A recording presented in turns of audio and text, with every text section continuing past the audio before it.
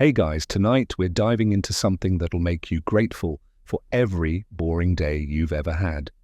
Imagine waking up knowing that in a few hours, 50,000 people will gather to watch you either kill someone or die trying, and they've paid good money for the privilege.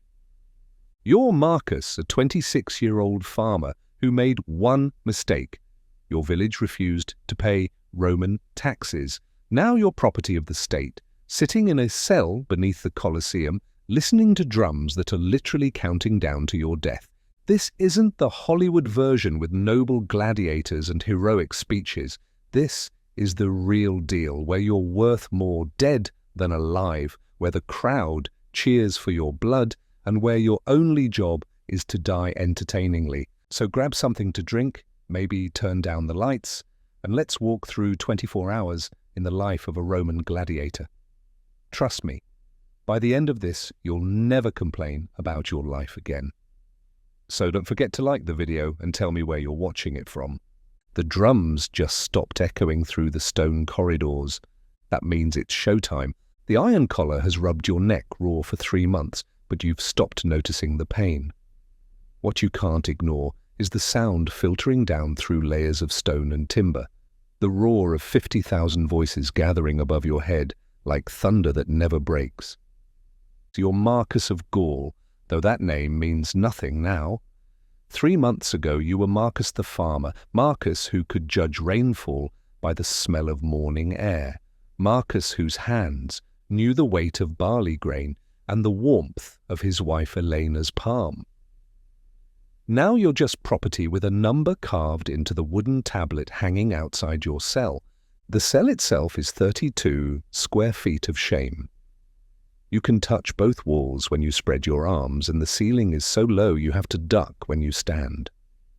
The stone walls weep moisture that never dries, and the straw beneath you reeks of the last man who slept here. His name was Gaius. He died 2 weeks ago when a Retiarius wrapped a net around his throat and slowly strangled him while the crowd counted down from 10. But you remember everything from before. You remember Elena's dark hair catching sunlight as she worked in the garden. You remember your son Lucius, barely 8, trying to lift a plough that weighed more than he did. You remember little Cara, just 5, who would climb onto your shoulders and pretend she could touch the clouds. The Roman soldiers came on a Tuesday morning when the barley was almost ready for harvest. Your village had refused to pay the new grain tax, not from rebellion, but from starvation. The previous year's harvest had barely kept anyone alive through winter. But Rome doesn't negotiate with hunger. They killed Elena first right in front of the house you'd built with your own hands, not because she fought back, but because examples needed to be made. They sold Lucius and Cara to Syrian merchants before your eyes, and the coins jingled in the centurion's pouch as your children disappeared down the road. Lucius kept looking back over his shoulder. Cara was too young to understand why Papa wasn't coming with them. And you?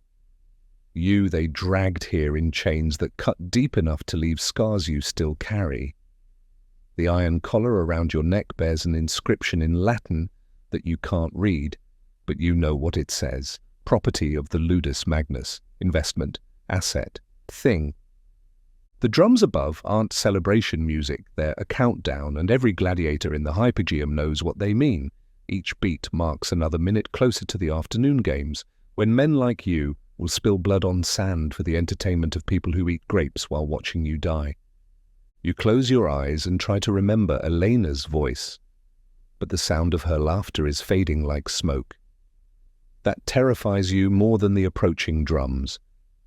You're losing pieces of yourself every day, and soon there won't be enough left of Marcus the farmer to mourn Marcus the gladiator. A key scrapes in the lock. The door swings open with a groan that echoes through the corridors like a death rattle. Quintus stands silhouetted against torchlight, his scarred face as expressionless as always. "Time for the oil," he says. Your stomach drops. The oil comes before the weapons. The weapons come before the sand. And the sand comes before everything ends. Quintus has been shaping killers for 15 years, and his body tells the story of every lesson he's learned. His left arm ends at the elbow, taken by a Thracian gladius when he was still fighting for crowds instead of training them. 3 parallel scars run from his right temple to his jaw, courtesy of Aretiarius, who nearly took his head off in the arena at Capua. His voice carries the rasp of a man who's breathed too much dust and blood, but he's alive, which in the gladiator business makes him practically immortal. "You think you know what strength is," he told you on your first day, hefting a wooden gladius that felt heavier than any farming tool you'd ever lifted. You think because you can plow a field and lift grain sacks that you understand muscle. You understand nothing. He was right. The training weapons at the Ludus Magnus weigh twice what you'll fight with in the arena, and here's why you can't escape it. The weight builds muscle mass that turns you into a walking fortress, but it also warps your bones until your shoulders permanently slope forward and your forearms bulge like a blacksmith's. But what breaks you isn't the physical transformation, it's watching your hands, the same hands that once braided your daughter's hair, learn to kill with mechanical precision. The training schedule begins before dawn and doesn't end until your muscles shake from exhaustion. 6 hours of weapons work with wooden swords and shields, 2 hours of conditioning where you carry stones that would break a cartwheel, an hour of tactical instruction where Quintus teaches you the 17 different ways to kill a man quickly and the 43 ways to kill him slowly, depending on what the crowd wants to see. Your cellmates are a collection of the damned. There's Davus, a Germanic tribesman whose entire family was crucified in front of him before he was dragged to Rome. He speaks little Latin, but understands pain in every language. Beside him sleeps Castor, a former Roman citizen who killed a tax collector in a drunken rage and woke up here instead of on a cross because someone decided he was too valuable to waste on quick execution. The economics of your existence are brutal and simple. The Lanista paid 500 denarii for you at the slave market, the price of a decent horse, but he's already invested over 10,000 denarii in your training, housing, food, and medical care. You're not a warrior. You're a walking investment that needs to generate profit before you break. The food proves it. While free Romans survive on bread and whatever vegetables they can afford, you eat better than most citizens. Breakfast is a thick barley porridge mixed with beans and lentils designed to add bulk to your frame. The gruel tastes like wet stone, but it's more nutrition than you saw in months before the soldiers came. Lunch brings more porridge, along with ash tonics that taste like drinking dirt, but somehow strengthen your bones. Evening means bread cheese, when you're lucky, and occasionally a piece of meat that might have been goat or might have been something you'd rather not identify. Between meals come the medical examinations. A Greek physician named Diocles checks your reflexes, examines your wounds, and doses you with herbal treatments that cost more than most Romans see in a year. Not because anyone cares about your comfort, but because dead gladiators don't draw crowds. Your livestock being fattened for slaughter, and healthy livestock commands better odds. The physical transformation happens whether you want it or not. Your shoulders broaden until your old tunic splits at the seams. Your arms develop ridges of muscle that stand out like cords under the skin. Your chest expands until you have to turn sideways to fit through doorways designed for normal men. The wooden weapons are reshaping your skeleton, and everyone can see it happening. But the mental transformation is harder to track. You notice it in small moments, when Davus practices a thrust combination, and you automatically calculate which organs he'd hit. When Castor stumbles during shield work and your first thought is how to exploit that weakness. When you dream at night, and Elena's face becomes harder to remember than the 17 ways Quintus taught you to end a life. The worst part isn't the training, it's the knowledge that tomorrow all of this preparation serves one purpose: to make your death spectacular enough that Romans will pay to watch it happen. Quintus finishes strapping leather guards to your forearms and steps back to examine his work. Your body has become a weapon, carefully crafted and expensively maintained. In the arena, you'll discover whether the investment pays off or whether you become another entry in the ledger marked as a loss. "The oil comes next," Quintus says, his scarred face showing something that might be regret. "After that, we find out what you're really made of." The drums above are getting louder. The irony hits you as you walk through Rome's streets in chains, surrounded by guards who barely look old enough to shave. Citizens spit at your feet and curse you as infames, legally untouchable, your social status lower than prostitutes and street performers. But those same people who won't let their shadows touch yours have spent their mourning coins on clay figurines of your face.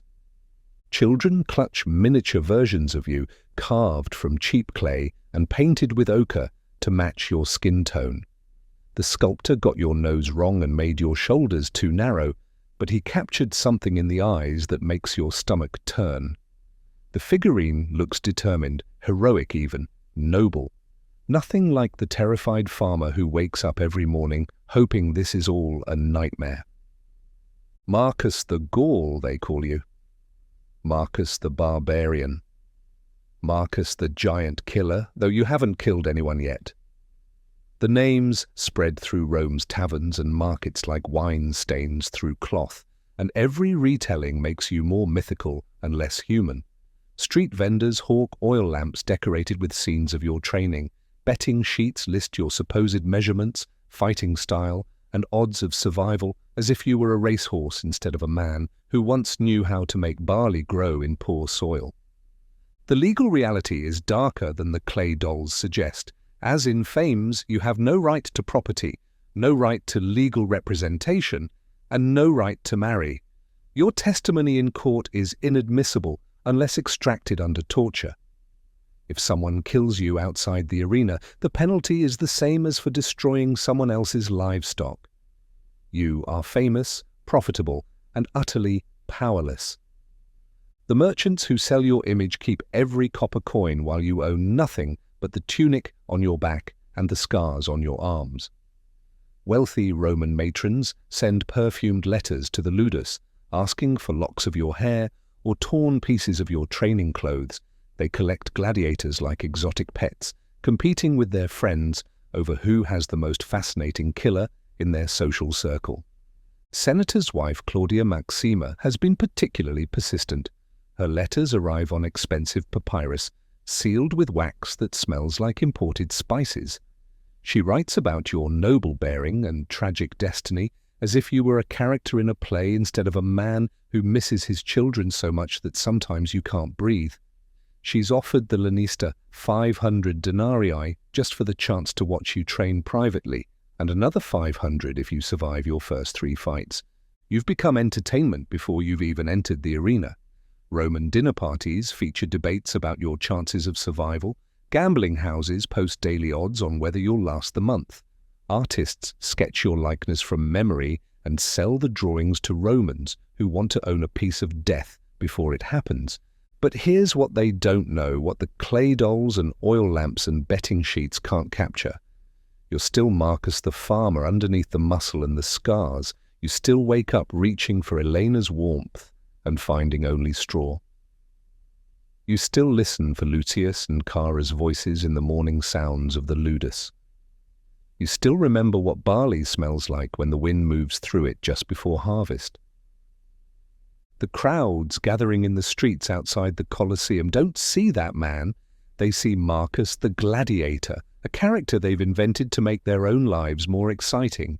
They've turned your suffering into a story, your desperation into drama, your humanity into a commodity they can buy and sell and consume without ever having to face what it actually costs. And tomorrow, when you walk onto that sand, they'll cheer for the character they've created while the real Marcus dies in ways they'll never understand.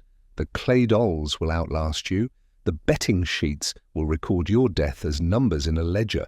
The oil lamps will burn long after your light goes out.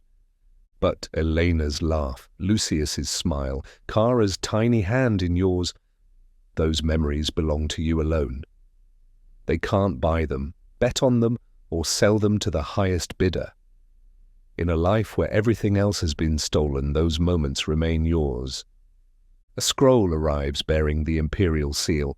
carried by a boy who can't be older than 12. His hands shake as he delivers it, and you realize he's more afraid of you than you are of your fate. The wax seal breaks with a sound like bones snapping. Your first opponent has been chosen.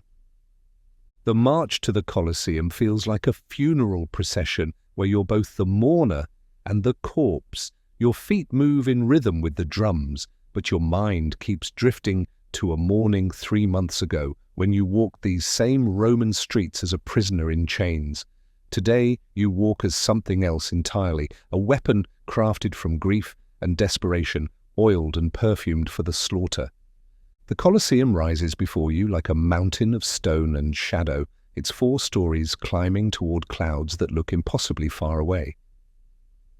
You've seen it from a distance, of course, but standing at its base makes your chest tighten. This isn't just a building, it's a machine designed to transform human suffering into entertainment, and you're about to become part of its mechanism. The other gladiators march beside you in silence. Davis stares straight ahead, his Germanic features carved from stone. Castor whispers what might be prayers or curses under his breath. Behind you, a retiarius named Lucius practices net movements with his empty hands, muscle memory keeping him calm when nothing else can. None of you speak. What is there to say when you're walking toward a place where friendship becomes a liability and survival means watching your brothers die? The crowds lining the streets treat your procession like a parade. Children throw flower petals that stick to your oiled skin. Women lean from second-story windows, calling out names and blowing kisses to men they'll forget by evening. Merchants hawk roasted nuts and watered wine to spectators who've made your potential death into a social occasion. The betting continues right up to the arena gates, odds shifting based on how steady your walk appears, how broad your shoulders look, how confident your expression seems. But you feel anything except confident. Your stomach churns from the olive oil you've been forced to drink, designed to make blood flow more dramatically when you're cut. Your skin gleams from the expensive oils rubbed into every inch of your body by slave attendants who worked with the efficiency of men preparing meat for market. The scented unguents smell like funeral flowers, and you suspect that's intentional. The hypogeum, the underground network beneath the arena, swallows you like the mouth of some ancient beast. These tunnels stretch beneath the entire Colosseum floor, a maze of corridors holding cells, equipment rooms, and mechanical systems that most Romans never see. The air down here tastes of sawdust, sweat, and something metallic that might be old blood or fresh fear. You glimpse the machinery that powers the spectacle. Wooden elevators operated by teams of slaves using capstan systems, each platform capable of lifting 600 pounds of beast or gladiator up through trapdoors in the arena floor. The timing has been rehearsed to perfection.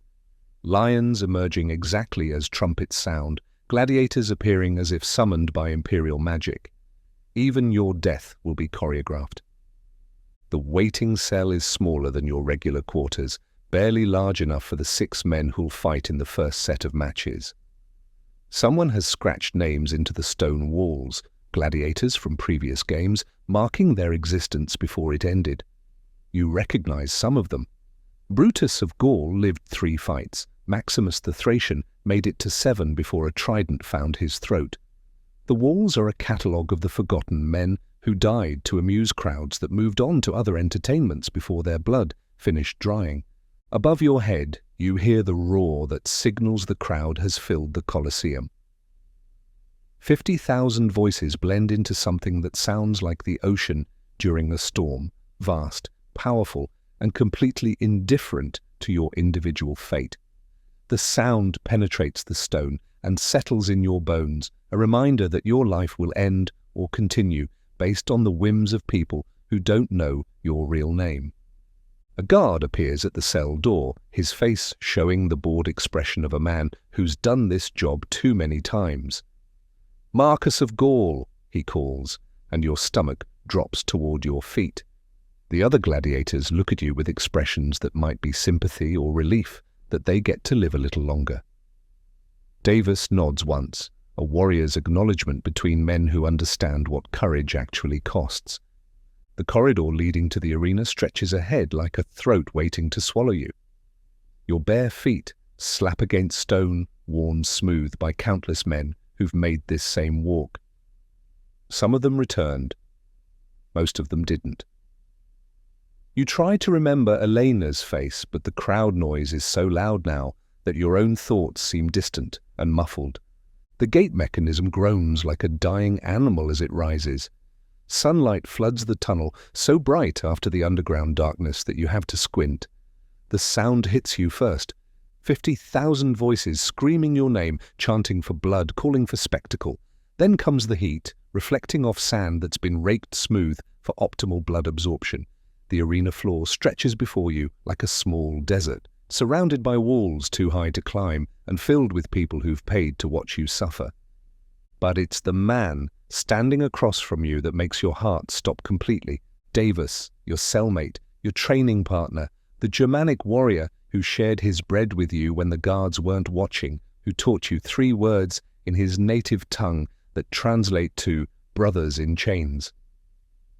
The man who nods at you, now across 50 feet of sand, with eyes that hold the same recognition, the same horror, the same understanding that one of you will not walk away from this place. The crowd roars louder when they see you both hesitate. They've paid for blood, and friendship is just an obstacle to their entertainment.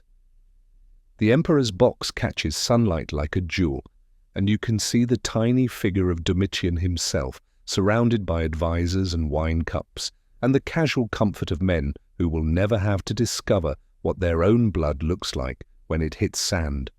A trumpet sounds, the crowd falls silent. Domitian rises from his chair and extends his thumb, not down, not up, but outward. Pollis verso, the turned thumb, the signal every gladiator learns to read before he learns to fight. The fight begins now. One of you dies today. Davis draws his gladius, and the blade catches sunlight like liquid fire.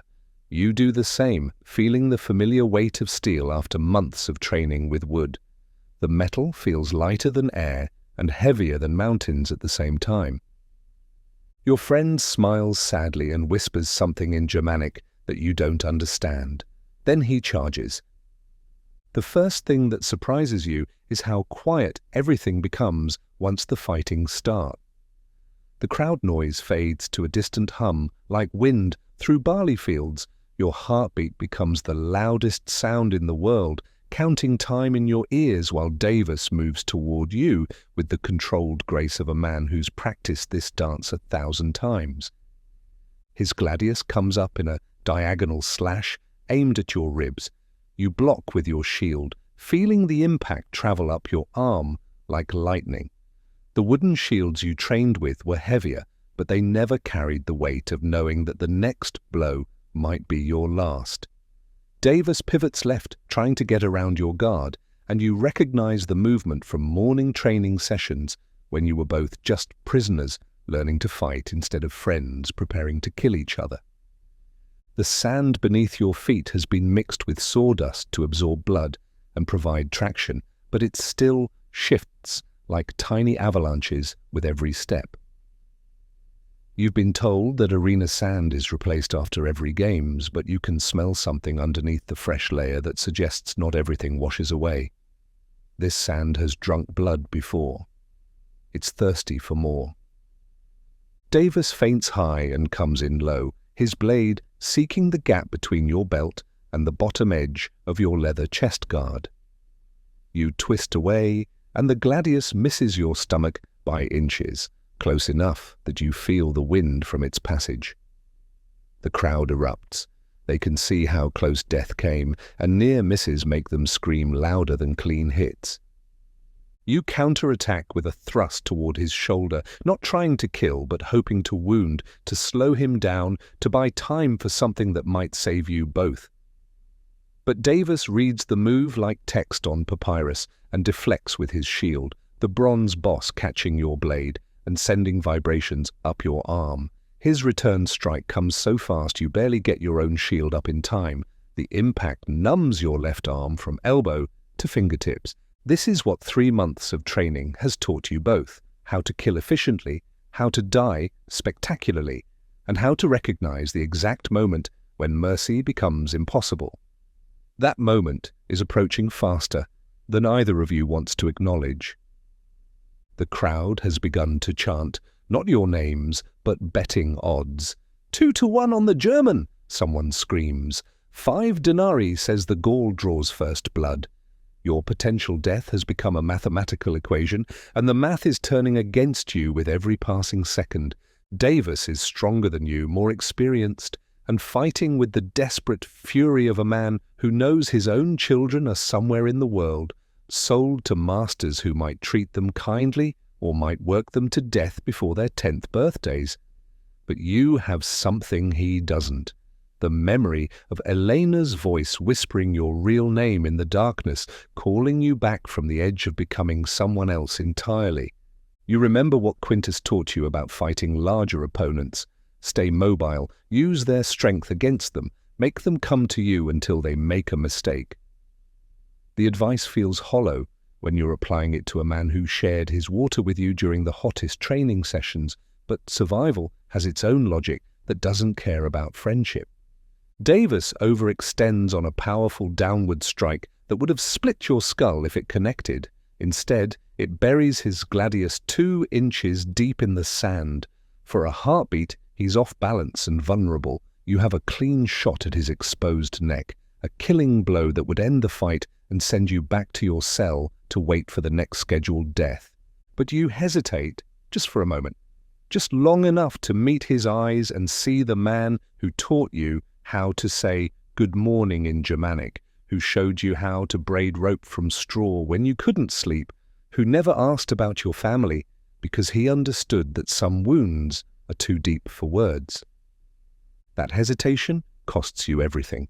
Davos recovers his balance and his blade in the same motion. His gladius comes up in a rising cut that slices through your leather chest guard and opens a line of fire across your ribs. Blood flows immediately, bright red against your oiled skin, and the crowd goes wild with approval. First blood has been drawn, and the betting odds shift accordingly. The wound isn't deep enough to be fatal, but it's deep enough to weaken you. Blood loss will slow your reflexes and cloud your judgment. Davis knows this as well as you do. He's been trained by the same instructors, fed the same lessons about human anatomy and the 17 different ways a gladius can end a life. He comes at you again, pressing his advantage while you're still processing the shock of being cut. His shield bash catches you in the shoulder and sends you stumbling backward toward the arena wall. The crowd smells weakness like wolves smell blood, and their cheering becomes a howl that echoes off the Colosseum's upper tiers. You're losing. The simple arithmetic of combat is working against you. Davis is faster, stronger, and now he's winning. In a few more exchanges, you'll be on your knees in the sand, looking up at the Emperor's box, while 50,000 people decide whether you deserve to live or die. Most gladiators who find themselves in that position discover that mercy is rarer than honest politicians in Rome. But something happens as your back hits the arena wall. Maybe it's the shock of the stone against your spine, or maybe it's the way the crowd's bloodlust reminds you of the sound Roman soldiers made when they killed Elena. Whatever it is, the part of you that's been trying to stay human suddenly steps aside and lets the weapon Quintus created take control. You duck under Davos's next swing and drive your gladius up through the gap between his ribs, feeling the blade slide between bones like a key finding its lock. The steel penetrates 6 inches before hitting something vital, and Davos makes a sound like air escaping from a wineskin.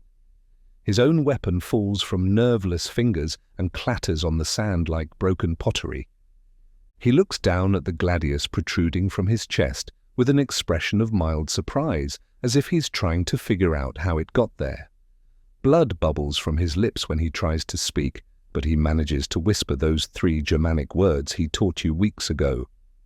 Brothers in chains. Then he falls forward, his weight driving your blade deeper until it emerges from his back. Blood pools in the sand around his body, soaking into the sawdust like rain into thirsty soil. The crowd noise becomes deafening. They've gotten their blood, their spectacle, their entertainment. Somewhere in the imperial box, coins change hands as bets are settled. You're still holding the gladius, though you don't remember gripping it so tightly. Davis's blood is warm on your hands, and you can smell the copper scent mixing with the olive oil on your skin. The wound in your ribs throbs with each heartbeat, but you're alive. You've won your first fight in the arena. You've killed your friend. The victory feast tastes like ashes in your mouth. Roasted pork, honey-glazed bread, wine that costs more than most Romans see in a month, all of it provided by your lanista to celebrate your successful debut. The other surviving gladiators eat with the mechanical efficiency of men who understand that tomorrow might bring starvation or death, so you consume what's offered when it's offered.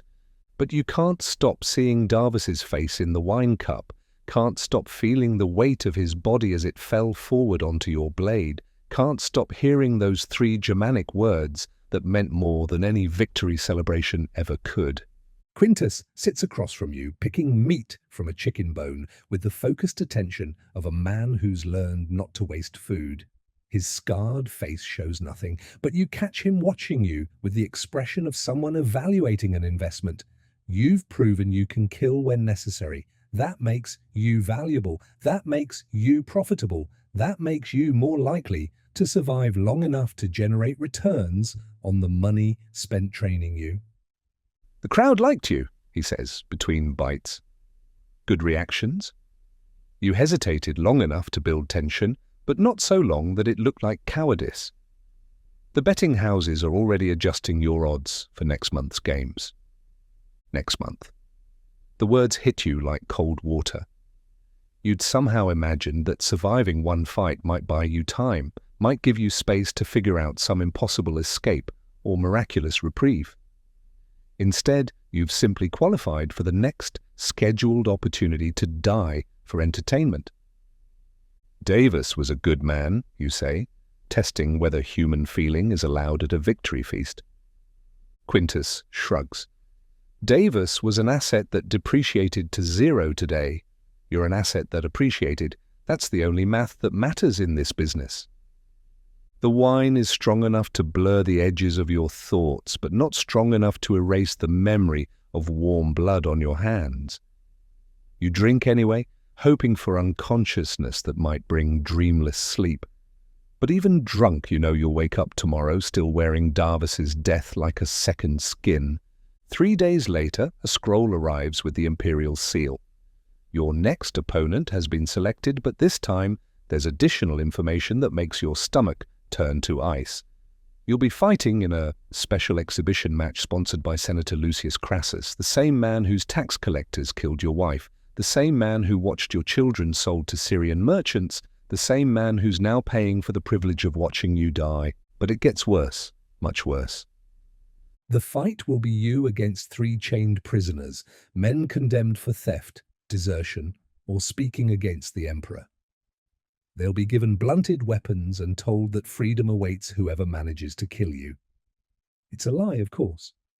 Win or lose, they'll die anyway. But desperate men with nothing left to lose fight harder than gladiators who still hope to see tomorrow. The real message isn't about the odds or the weapons, it's about power. Crassus is demonstrating that he owns you so completely that he can orchestrate your death as a personal entertainment. You're not just fighting for your life, you're dying for his amusement, killed by his whim, and your death will be his final victory over the village that dared refuse his taxes. Quintus delivers this news with the same tone he'd used to discuss the weather. 3 opponents means better odds for the crowd, more action, more betting opportunities. The lanista is pleased because sponsored matches pay triple rates. And my weapons? You ask, though you already know the answer. Standard issue, gladius, shield, minimal armor. The prisoners get wooden swords and hope. Even wooden swords can kill when wielded by desperate men who've decided dying in combat beats dying on a cross. You've trained with wooden weapons for months, and you know how much damage they can inflict when properly applied. 3 desperate men with wooden swords can easily overwhelm one gladiator with steel, especially if that gladiator hesitates at the wrong moment. But there's something else in Quintus's expression, something that might be sympathy or might be calculation. There's one more detail, he says, producing a second scroll. The prisoners aren't random criminals. Crassus specifically requested men from Gallic villages that refused tax collection. Your hands shake as you unfold the papyrus. 3 names written in official script: Marcus Brutus of the Belgae tribe, Gaius Vercingetorix of the Arverni. And at the bottom, a name that stops your heart entirely: Lucius Agricola, aged 12, of Nervi territory. Lucius. Your son's name. Close enough in age to be your boy, though you know it can't be. The Romans sold your children to Syrian merchants, not condemned them to arena death. But Crassus knows your son's name, knows his age, knows exactly how to twist the knife of this psychological torture. The boy in the arena tomorrow might not be your Lucius, but he'll be someone's son, someone's child who should be learning to read or helping with harvest instead of dying for the entertainment of people who eat grapes while watching children bleed. You understand now that this isn't about combat. It's about breaking you in ways that have nothing to do with physical wounds. Crassus wants you to kill a child, to become the monster that murdered innocents for the cheers of a crowd. And if you refuse, if you show mercy, you'll die, and the boy will die anyway because the arena always gets its blood. The betting has already begun in Rome's taverns and markets. The odds favor you to survive. 3 untrained prisoners, even desperate ones, aren't expected to defeat a proven gladiator. But the smart money isn't betting on your survival. It's betting on how you'll change, whether the man who walks out of the arena tomorrow will still be Marcus the farmer or something else entirely.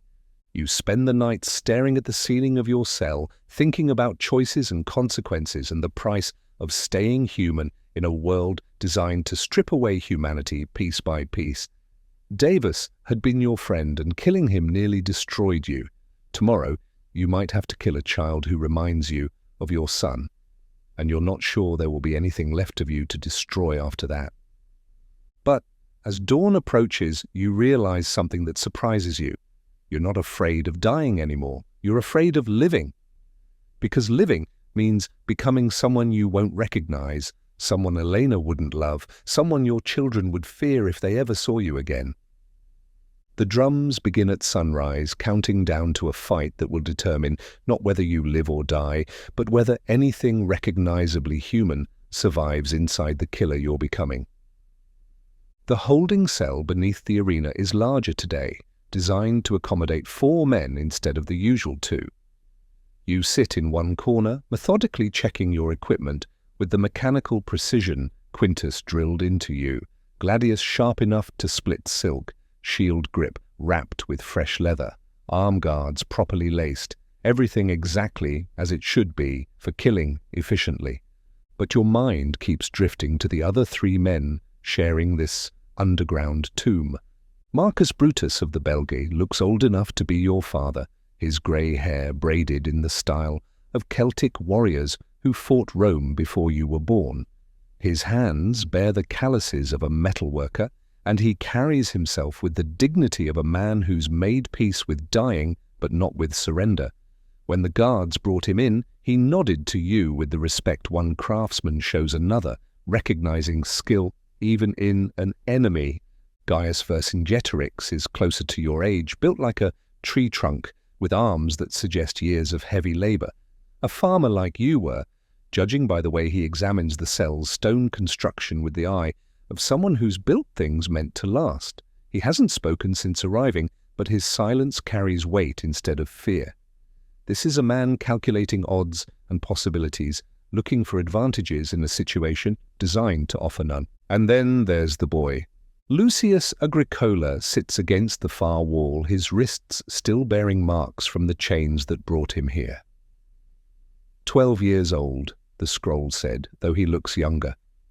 His clothes are too large, hand-me-downs from an older brother who might be dead or might be fighting in some distant corner of the empire.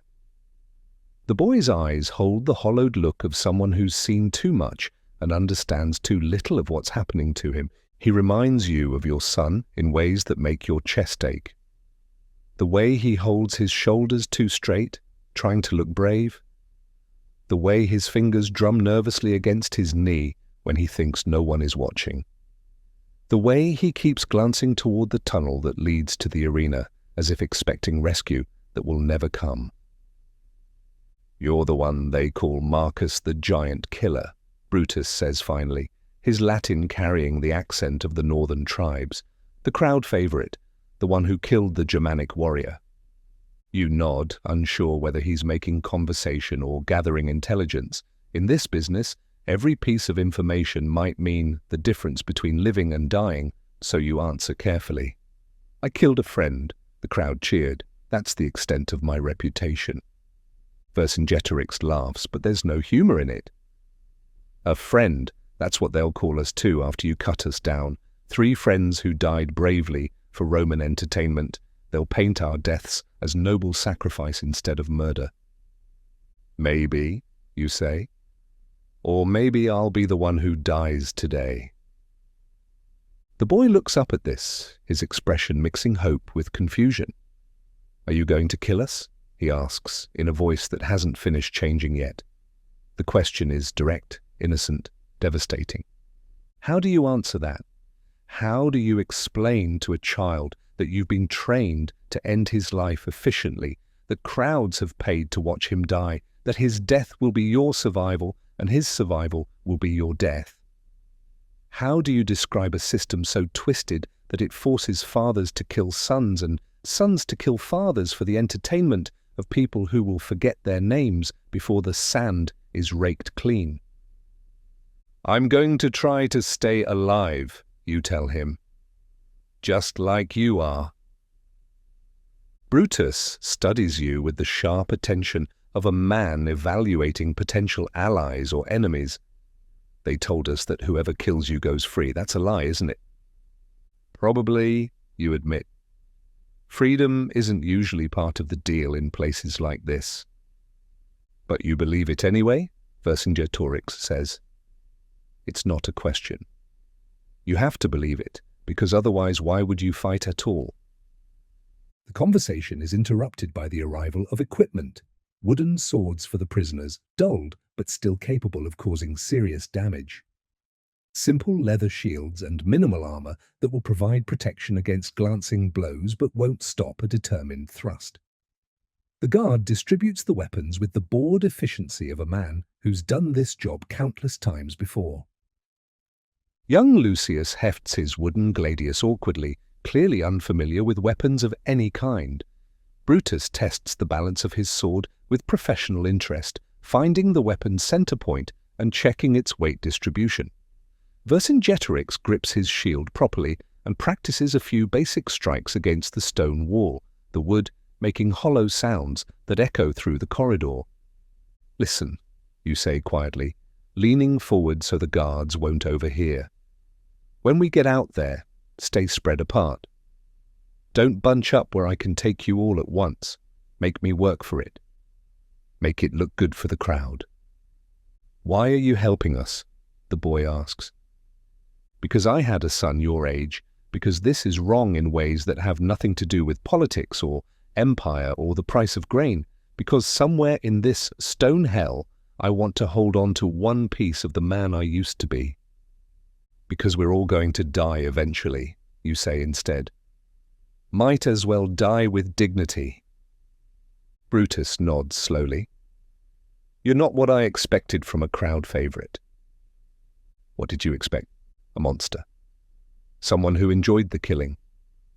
You think about Davis, about the weight of his body falling forward onto your blade, about the way his blood felt warm against your hands. Maybe I am a monster. Maybe that's what this place makes of everyone who stays alive long enough. "No," Vercingetorix says with quiet certainty. "A monster wouldn't warn his opponents about tactics. A monster wouldn't care about dignity." The drums begin above your heads, the familiar rhythm that signals the afternoon games are about to commence. In a few minutes, guards will come to escort you to the tunnel. After that, There will be sand and sun and the screams of 50,000 people who've paid to watch four men tear each other apart. Young Lucius stands and practices a few sword movements, his technique clumsy but determined. "My father was a warrior," he says, as if this explains something important. "He fought Romans before they crucified him.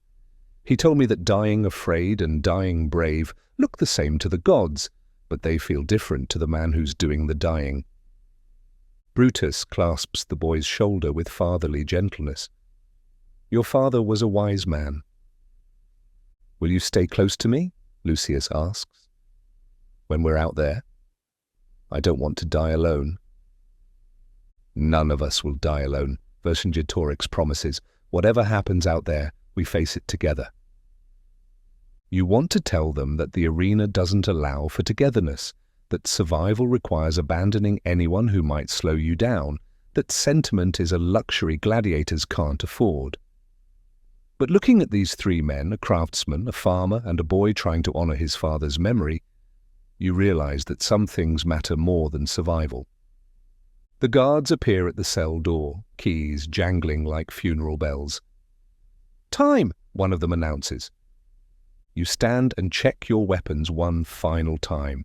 Across the cell, your opponents do the same. In a few minutes, you'll try to kill each other for the entertainment of strangers. But right now, in this moment before the killing begins, you're just four men who've been trapped by forces larger than any individual choice or action. "Remember," you tell them quietly as you file toward the tunnel. "Spread apart. Make me work for it. Die with dignity." Brutus nods. Vercingetorix grips his wooden sword tighter. Young Lucius straightens his shoulders and tries to look like the warrior his father wanted him to become. The tunnel ahead leads to sand and sunlight and the end of at least 3 lives, maybe 4. But somehow, walking toward that arena with these condemned men feels less like marching to execution and more like walking towards something that might, against all odds, resemble honor. The tunnel leading to the arena feels longer today, as if the stone itself is reluctant to deliver you to what waits in the sunlight. Your 3 opponents walk ahead of you in single file, Brutus moving with the measured pace of a man who's made peace with his fate, Vercingetorix checking his grip on the wooden gladius one last time, and young Lucius trying to match their composure while his hands shake just enough to betray his terror. But it's not the condemned prisoners who stop you in your tracks, it's the figure waiting in an alcove carved into the tunnel wall, dressed in white robes that somehow stay clean in this place of dust and blood. Father Gaius Antonius has been blessing gladiators for 7 years, and his soft features carry the well-fed contentment of a man who's found profit in other people's suffering. His blessing ceremonies are famous throughout Rome, elaborate rituals that add spiritual weight to the afternoon's entertainment while providing comfort to fighters about to die for the amusement of strangers. "Marcus of Gaul," he says, his voice carrying the practiced warmth of someone who's delivered this speech hundreds of times before. "I'm here to prepare your soul for the sacred transition that awaits." Sacred transition. The euphemism makes your stomach turn. You've seen what Father Antonius calls sacred transitions, men bleeding out in sand while crowds cheer, bodies dragged through the gate of death like slaughtered livestock, families left to grieve for husbands and fathers who died to settle someone else's betting debts. The priest produces a small clay vessel filled with oil that smells like frankincense and something else you can't identify. "This sacred chrism will anoint you for the journey ahead," he continues, dabbing the oil onto your forehead with fingers that feel soft from never having held anything heavier than a wine cup. "Your death, should the gods will it, will feed Rome's soul and honor the memory of those who've passed before you." Your death will feed Rome's soul. The words sound profound until you remember that Father Antonius receives 10 denarii for each blessing ceremony, plus additional compensation for fighters who provide particularly entertaining deaths. His spiritual guidance comes with a price list, and the more spectacular your suffering, the better his profit margins. Tell me about the gods, you say, genuinely curious about how someone justifies this system to himself. Do they really enjoy watching children die for entertainment? Father Antonius smiles with the patient expression of a teacher explaining simple concepts to a slow student. The gods love a good show, he says, as if this answers everything. Divine favor flows toward those who demonstrate courage in the face of death. Your struggle honors them, and their blessing flows through you to Rome itself. And if I refuse to fight? If I throw down my weapons and walk away? The priest's smile becomes strained. Then you dishonor the gods, disgrace your training, and rob the people of Rome of the sacred spectacle they've come to witness. Such selfishness would be unfortunate. Unfortunate. Another euphemism. You've seen what happens to gladiators who refuse to fight. They're torn apart by wild animals while the crowd jeers, or crucified slowly while children throw stones at their dying bodies. The gods apparently have strong opinions about entertainment value. Behind you, Brutus clears his throat. Father, he says, his voice carrying the heavy accent of the northern tribes. What about us? Do the condemned also receive your sacred blessing? Father Antonius hesitates for just a moment, long enough to reveal that his spiritual guidance comes with social distinctions. Gladiators are investments worthy of proper ceremony. Condemned prisoners are expendable, barely worth the cost of oil. Of course, he says finally, though his tone suggests he'd rather not waste expensive chrism on men who aren't expected to provide return value.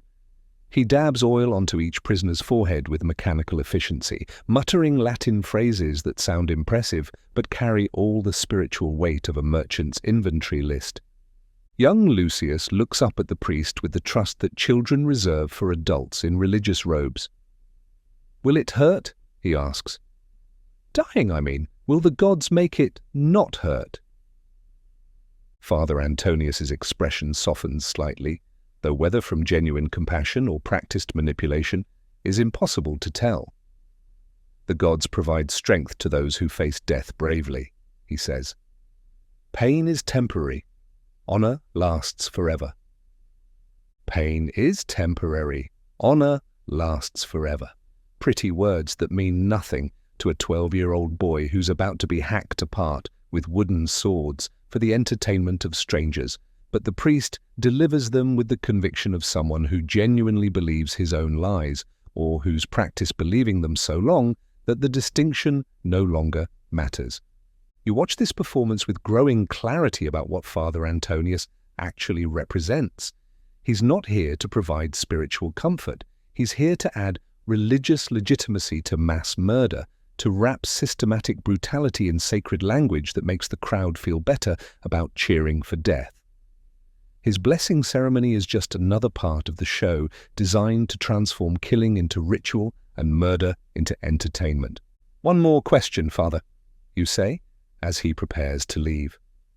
How much do you earn for each blessing? The priest's face flushes red, caught between indignation and embarrassment.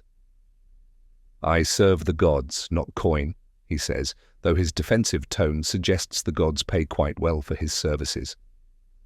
10 denarii per fighter, Brutus says conversationally. Plus bonuses for particularly dramatic deaths. My cousin worked in the administrative offices before they crucified him for stealing bread. He kept the accounting records. Father Antonius draws himself up with wounded dignity. Money is merely the means by which Rome honors those who serve divine purpose, he says. My compensation reflects the sacred nature of the work. Sacred work that involves getting paid to watch men die. Divine purpose that generates profit margins. Religious service that comes with performance bonuses based on how entertainingly people suffer. You're beginning to understand that even Rome's gods are corrupted by the arena's economics. The priest hurries away, his white robes disappearing around a bend in the tunnel like smoke dissipating in wind. Behind him, he leaves 4 men anointed with expensive oil and blessed with empty words, prepared for sacred transitions that will feed no one's soul except possibly his own bank account. Well, Vercingetorix says dryly, I feel much more spiritual now. Young Lucius touches the oil on his forehead with tentative fingers. Do you think it helps? He asks. The blessing, I mean. Do you think the gods are really watching? You look at this boy who should be learning to read instead of preparing to die, who should be worried about chores and lessons instead of wondering whether deities care about his suffering. What do you tell him? That the gods are myths invented to make people feel better about systems they can't control? That his death will mean nothing to anyone except the betting houses? That honor and sacred purpose are just pretty words used to disguise ugly realities. I think, you say carefully, that if the gods are watching, they're probably wondering why we're doing this to each other. The sound of drums echoes down the tunnel, growing louder with each beat. Soon the guards will come to escort you into the arena, where 50,000 people wait to see 4 men tear each other apart for reasons none of them can properly explain. Father Antonius will watch from a privileged seat, collecting his fees while counting the denarii that flow from human suffering. But in this moment, standing in a stone tunnel beneath the Colosseum with 3 condemned men, you realize something that surprises you. The priest's blessing meant nothing, but the conversation did. Not because it brought you closer to any gods, but because it reminded you that some things can't be bought, blessed, or corrupted by arena economics.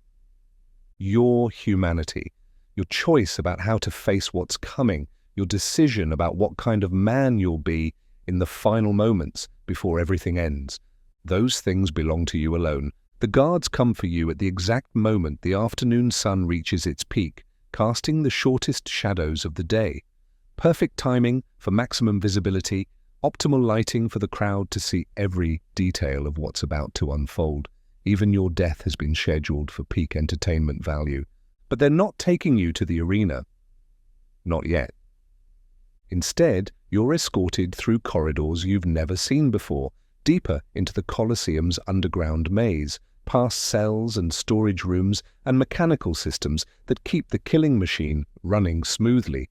The air down here tastes different, thicker, more expensive, scented with perfumes that cost more than most Romans earn in a year.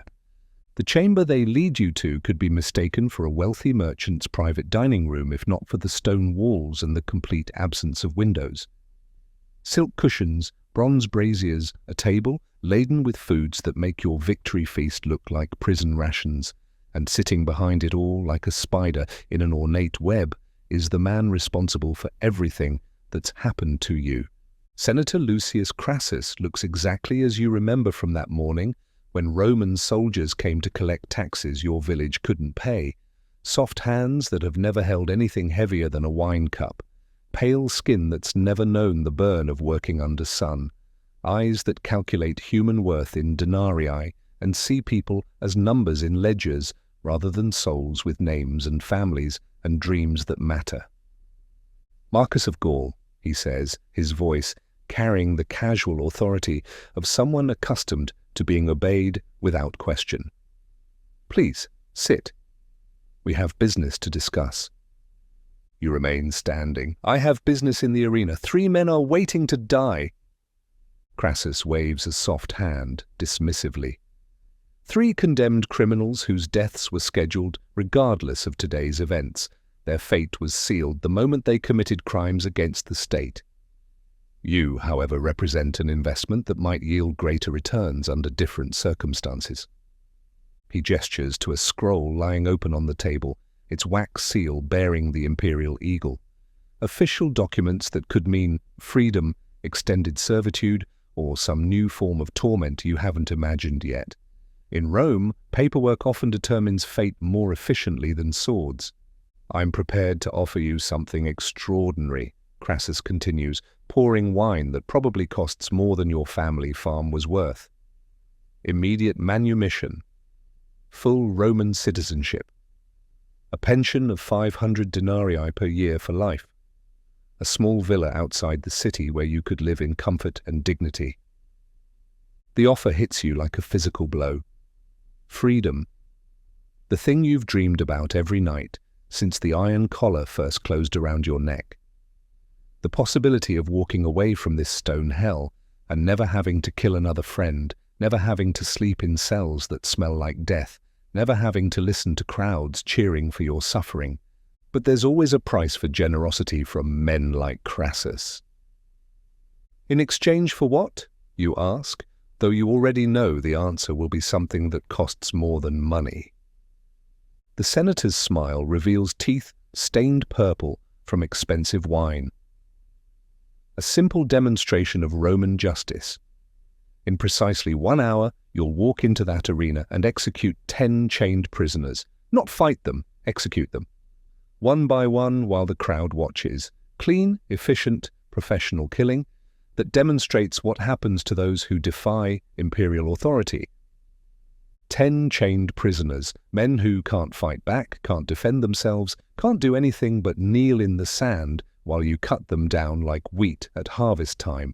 And among them, according to the papyrus Crassus slides across the table, is young Lucius Agricola, the 12-year-old boy who asked if dying would hurt.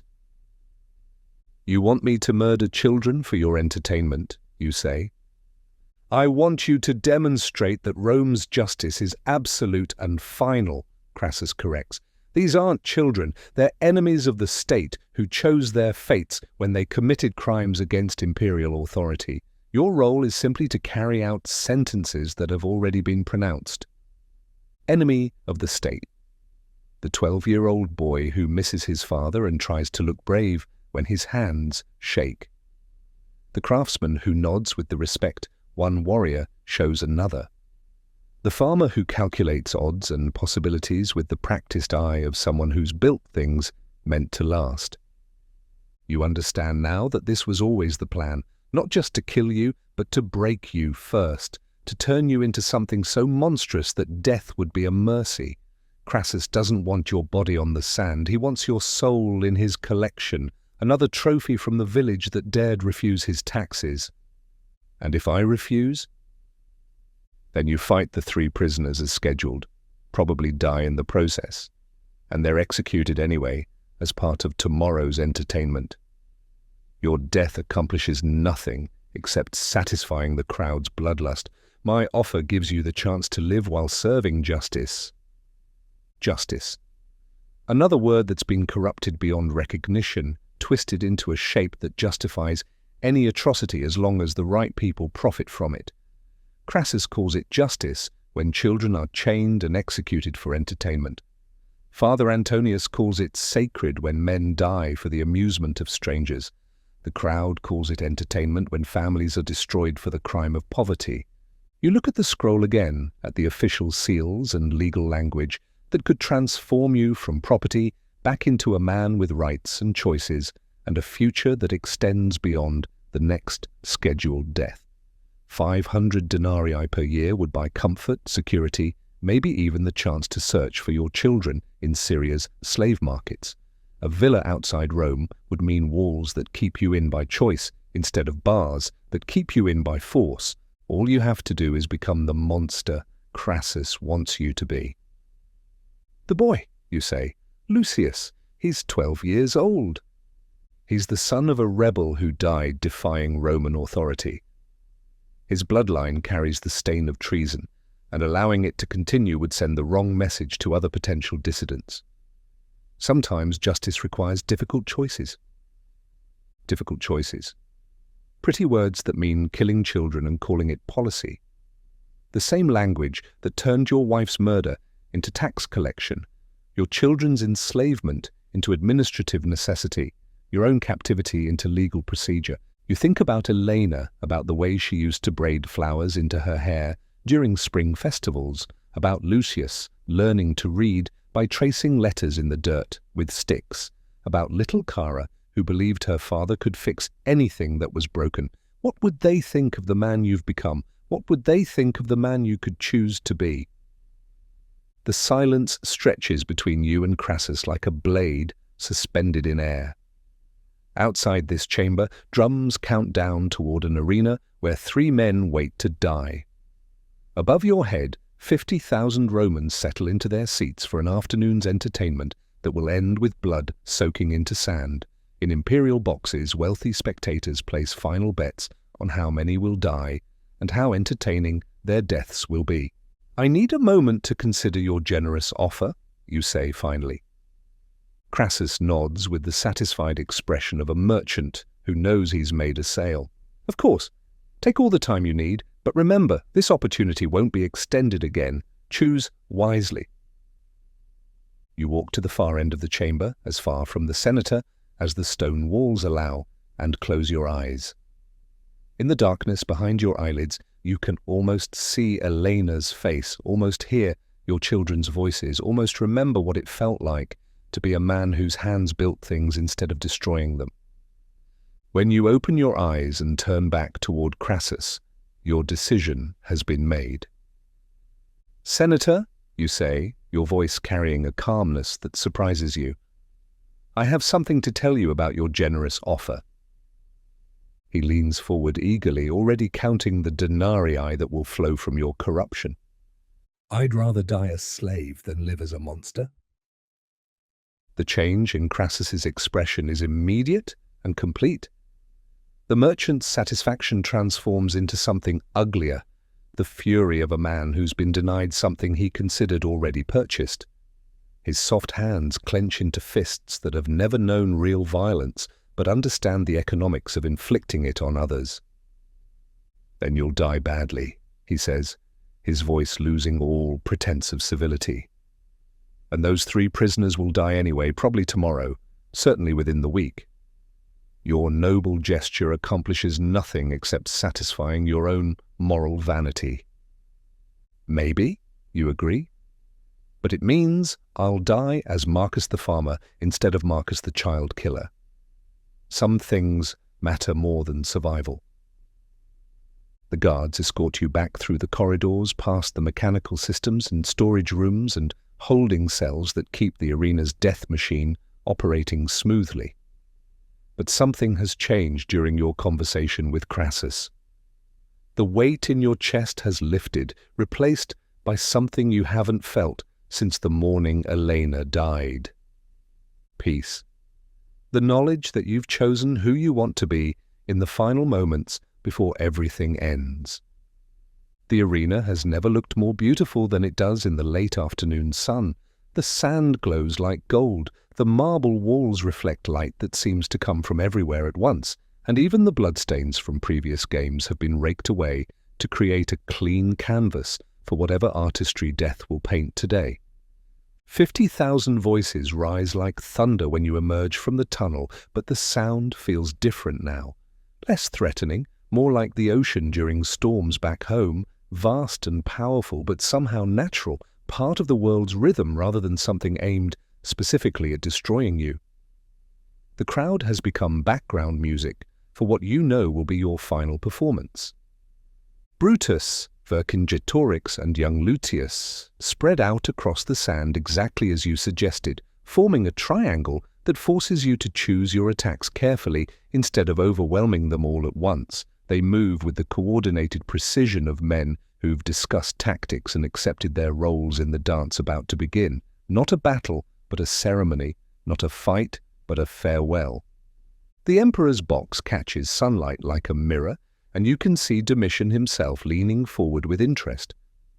Beside him, other imperial figures point and gesture as if discussing the finer points of human slaughter.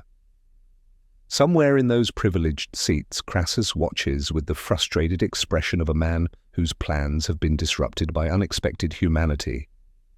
But you don't look at the Emperor for mercy or guidance. Instead, you turn your face toward the sky, toward clouds that drift across blue infinity without caring about empires or politics or the small dramas that unfold on patches of sand far below. Elena used to say that clouds carried messages between earth and heaven, and you want her to know that her husband remembered who he was supposed to be. Young Lucius raises his wooden gladius with hands that no longer shake. Whatever fear he carried has been replaced by something steadier. Not courage exactly, but acceptance. The acceptance of a boy who's decided to honor his father's memory by facing death the way warriors should, even when the death comes from theatrical murder instead of honest combat. "For honor!" Brutus calls across the sand, his voice carrying clearly despite the crowd noise. "For dignity!" Vercingetorix responds, adjusting his grip on the wooden shield. "For my father," Lucius adds, his young voice steady as stone. "You draw your gladius and feel its familiar weight, but the blade feels different now, lighter somehow, as if it's become an extension of your will rather than a tool imposed by others." The steel catches sunlight and throws it back toward the imperial box like a signal mirror. "For Elena and my children," you say, though your words are meant for the sky rather than the crowd. "For the man I used to be." The charge comes from 3 directions simultaneously, exactly as battlefield tactics dictate when facing a superior opponent.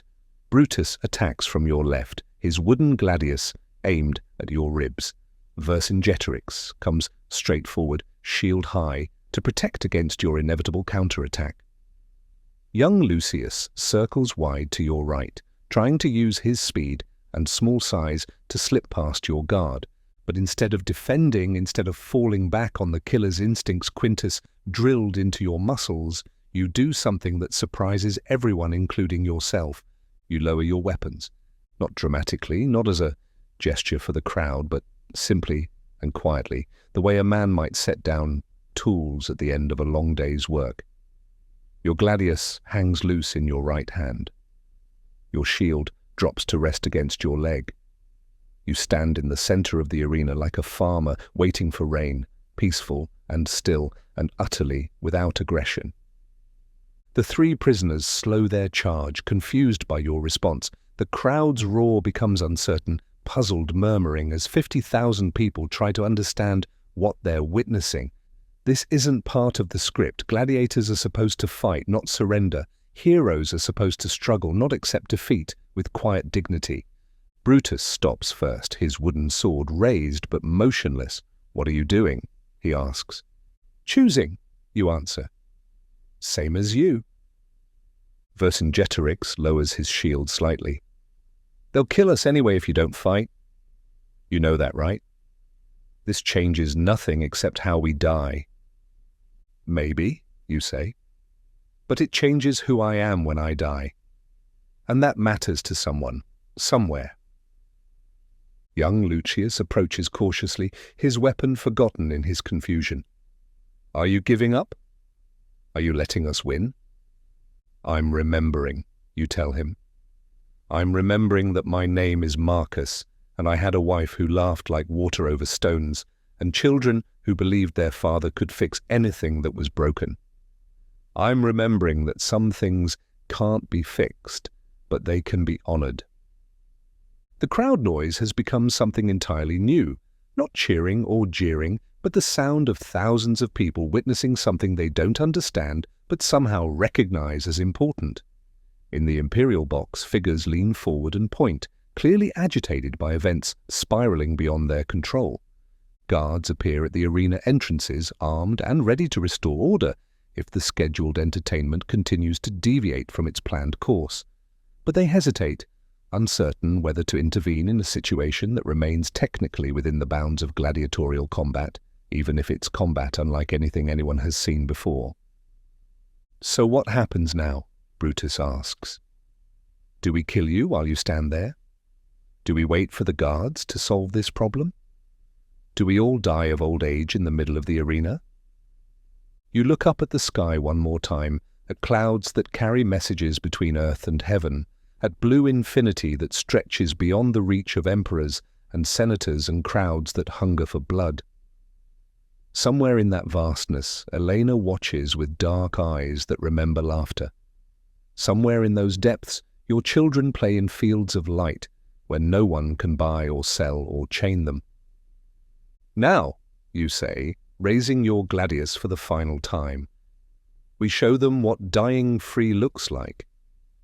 The fight that follows lasts exactly 3 minutes and 17 heartbeats, long enough for 3 brave men to demonstrate that condemned doesn't mean cowardly, long enough for you to prove that a weapon crafted from grief can choose its own targets, long enough for 50,000 Romans to witness something that will change how they think about courage and choice and the price of staying human in a world designed to strip away humanity. When it ends, 4 men lie on golden sand beneath blue sky, and the arena falls silent for the first time in its violent history. Not the expectant silence before something begins, but the profound quiet that follows something that can never be repeated. Later, historians will struggle to explain what happened in the Colosseum that afternoon.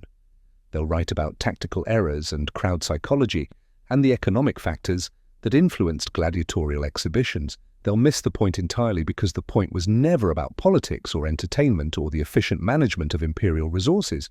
The point was about remembering who you are when everything else has been taken away. Your story doesn't end with the sand. It continues in whispered conversations among slaves who heard about the gladiator who chose humanity over survival. It lives in the dreams of children who learn that courage means more than winning. It survives in the questions asked by people who witnessed something they can't quite explain but will never forget. And sometimes, on quiet mornings, when sunlight hits the stone walls just right, guards in the ludus swear they can hear voices in the corridors, men speaking in languages the empire tried to silence, talking about home and family and the weight of choices that matter more than life itself. Your name was Marcus. You were 26 years old. You had a wife who braided flowers in her hair and children who believed their father could fix anything broken. You became a gladiator, not by choice but by force, and you died not as entertainment but as an example of something the arena couldn't buy, break, or corrupt. You died free, and somehow, impossibly, that matters more than all the gold in Rome's treasury.